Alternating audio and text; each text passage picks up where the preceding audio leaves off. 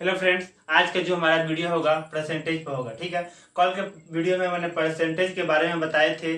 Percentage का concept क्या होता है, कॉन्सेप्ट और फार्मूला लिखाए थे। फार्मूला लिखवाए थे प्रतिशत गुना संख्या बटा 100। ठीक है। प्रतिशत का जब भी हम प्रश्न बनाते हैं तो उसी ट्रिक पर, उसी फार्मूला पर हम बनाते हैं। ठीक है। लेकिन आज का जो प्रश्न होगा थोड़ा हट के रहेगा। ठीक है। जो एग्जाम में अधिकांश पूछे गए हैं। लिखा है किसी संख्या में 73% में 81 जोड़ने पर वही संख्या प्राप्त होती है तो वह संख्या ज्ञात कीजिए। ठीक है।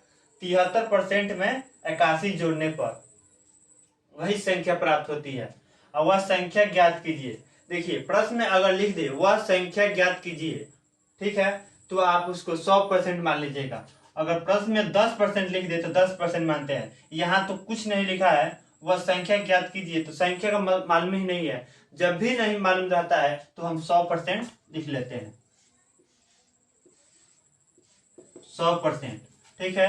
बराबर, अब क्या प्रश्न में लिखा है 73% में 81 जोड़ने पर, तो यहाँ क्या करेंगे 73% लिख लेंगे। ठीक। फिर प्लस का चिन्ह देंगे क्योंकि यहाँ जोड़ने पर कह रहा है, घटाने पर नहीं कर रहा था। जोड़ने पर कहेगा तो हम क्या करेंगे प्लस का चिन्ह दे देंगे। ठीक है।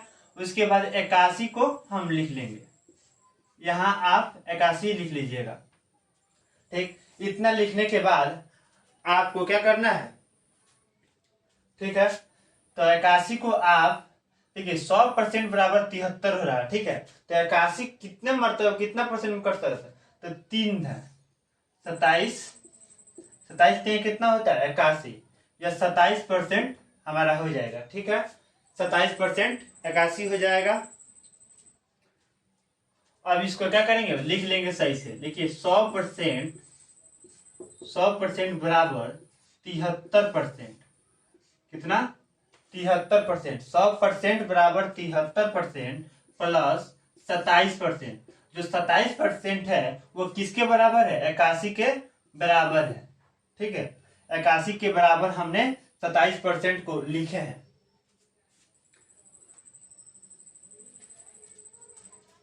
तो 27% के लिखे हैं तो कितने मतलब आया, 27% जो है किसके मतलब है 81 के है, तो यहाँ 81 लिख लिया जाएगा। ठीक।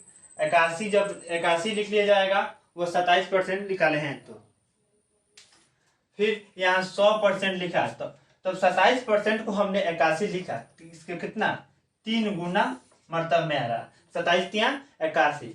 27% जो 81 है, 81 के बदले क्या लिखे हैं 27% लिखे हैं।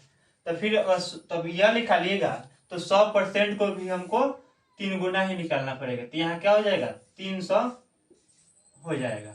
ठीक है। तो प्रश्न में स्पष्ट रूप से लिख दिया है वह संख्या ज्ञात कीजिए, तो संख्या हम ज्ञात करेंगे तो क्या हो जाएगा 300। हमारा ऑप्शन 300 आंसर हो जाएगा। प्रश्न में नहीं लिखा था, अगर प्रश्न में नहीं लिखा रहता है, कोई भी संख्या नहीं मालूम रहेगा तो हम 100% लिख लेते हैं। अगर लिखा हो 10%, 30% संख्या, तब हम उसको लिखते हैं। लेकिन नहीं लिखा रहता है तो उसको हम 100% मानते हैं। तो इसका 300 है, तो इसका हमारा राइट ऑप्शन ए सही हो जाएगा। ठीक है।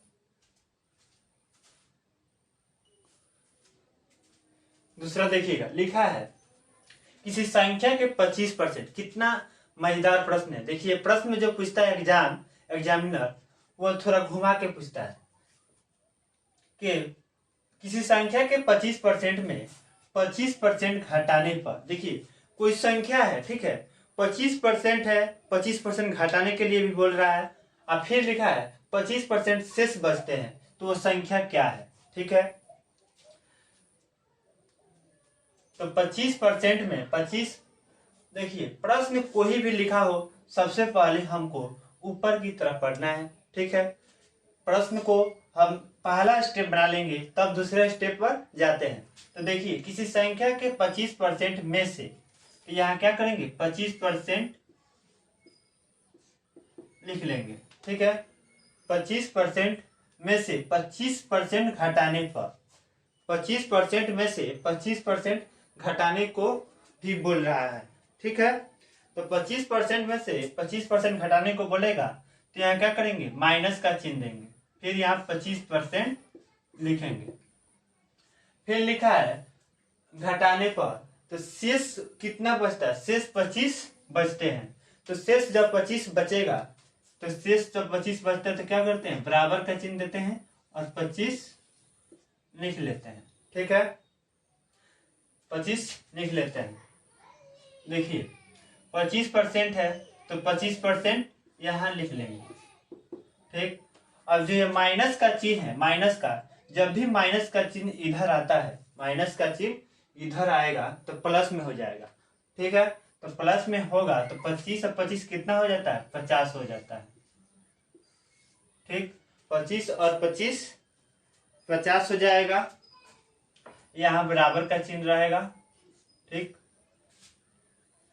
25% बराबर 50, तो कितना का फर्क पड़ रहा है, दुगुना। ठीक है, तो फिर लिखा वह संख्या क्या है, वह संख्या क्या है।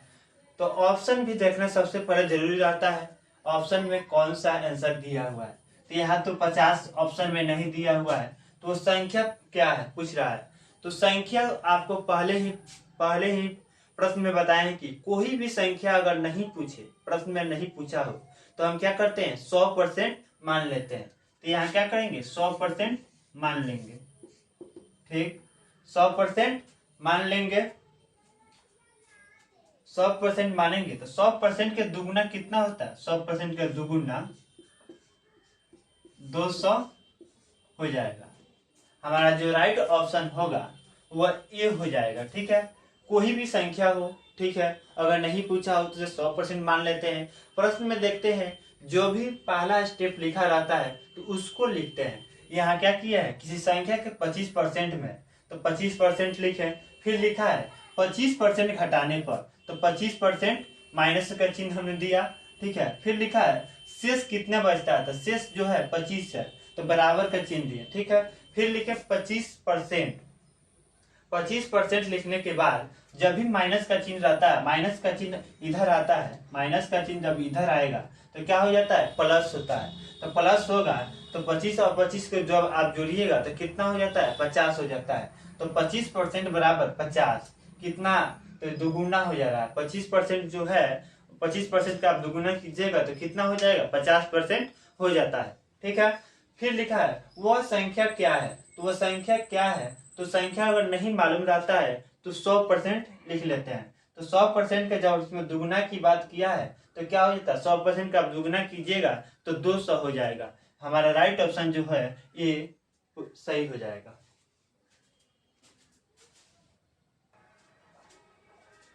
देखिए तीसरा प्रश्न भी एक अच्छा तरीका, मतलब जो आप एग्जाम में पढ़ते थे, पहले स्कूल में पढ़ते थे, उसी से रिलेटिव है। आप मैथ में क्रॉस लगाते थे, साइंस में क्रॉस लगाते थे, वही प्रश्न तो है।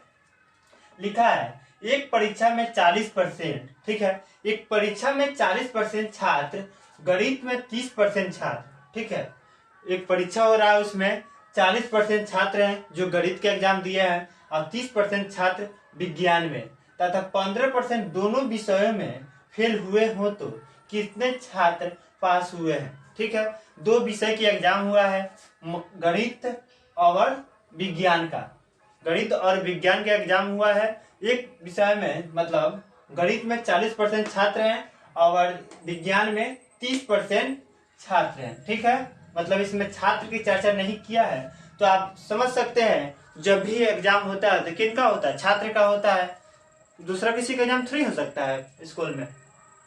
तो दोनों विषय में फेल हुए तो वो कितने छात्र पास हुए हैं, सॉरी यहाँ छात्र की चर्चा किया हुआ है, तो छात्र पास हुए।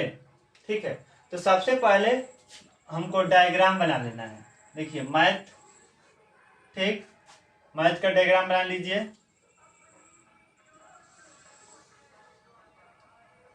तो मैथ में कितने हैं, 40% है। ठीक, फिर लिखा है गणित, साइंस, सॉरी विज्ञान लिखा था, विज्ञान, साइंस का मतलब क्या होता है, एस का मतलब साइंस, तो साइंस में कितने हैं, 30% है। फिर लिखा है वही दोनों विषय में 15%, ठीक है, तथा 15% दोनों विषय में फेल हुए हैं। 15% छात्र हैं जो फेल हुए हैं, तो यहाँ 15% लिख लेंगे। ठीक है, इतना लिखने के बाद क्या करना है, दोनों को देखिए, एक परीक्षा में 40% छात्र है और 30% छात्र है, तो 40% प्लस 30%। ठीक है, 40% प्लस 30%, यहाँ परसेंट छोड़ दीजिए, मत लिखिए। 40 प्लस 30, ठीक है, 40% छात्र गणित के हैं और 30% छात्र विज्ञान के हैं, तो यहाँ क्या लिखें, 40 प्लस 30। ठीक है, 40 प्लस 30 लिखें। फिर लिखा है तथा दोनों विषयों में फेल हुए थे। कितना फेल हुए हैं, तो यहाँ माइनस का चिन्ह देंगे। 15%, यहाँ 15 हो जाएगा। ठीक है, इतना लिखने के बाद 40 प्लस 30 माइनस 15। ठीक है, जो ये 40 हैं गणित के हैं और यहाँ 30 हैं तो ये विज्ञान के हैं, आप 15 हैं तो वो दोनों विषय में फेल हुए हैं। तो क्या करते हैं, दोनों को जोड़ लेंगे। 40 और 30 को जोड़िएगा तो कितना हो जाएगा, 70 हो जाएगा। ठीक, 70। फिर लिखा है कितना, यहाँ माइनस का चिन्ह है, तो क्या करेंगे, माइनस का चिन्ह उतार देंगे। यहाँ प्लस का चिन्ह मत रहिएगा, क्योंकि प्लस का जो चिन्ह है 40 और 30 दोनों को हम क्या किए हैं, जोड़ दिए। तो 40 और 30 को जोड़े हैं तो 70 आया है, और 70 माइनस क्या हो जाएगा, 15 हो जाएगा। 70 माइनस 15, इसमें दोनों को घटाइएगा तो क्या हो जाएगा, 55%। ठीक है, तो यहाँ सिर्फ संख्या हुआ है 55%।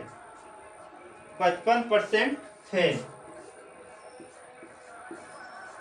जब भी हम मैथ या कोई भी एग्जाम के प्रश्न बनाते हैं तो उसमें विद्यार्थियों की जो विषय होता है तो कितना परसेंट का होता है, एक विषय 100% के होता है। 100 नंबर का कोई भी विषय होता है, तो यहाँ 70 नंबर का कोई विषय होगा, नहीं होगा।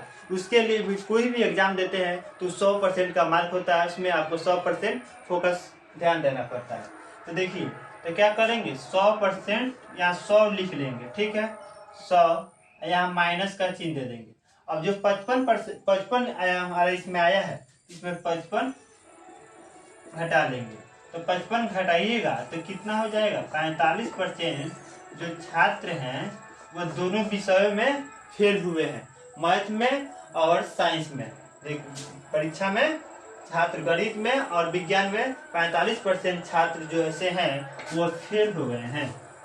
ठीक है, एग्जामिनर जो क्वेश्चन देता है तो उसको अच्छे तरह से आप पढ़ना सीखिए। ठीक है, कितना अच्छा प्रश्न था, उसको सॉल्व किया गया। आप यहाँ ही ऑप्शन लिख देते 55% फेल लिख देते हैं, नहीं। कोई भी एग्जाम देते हैं तो 100% का होता है, तो 100 में से आपको कितना घटाना था, 55 घटाना, तो 45% आंसर आया है।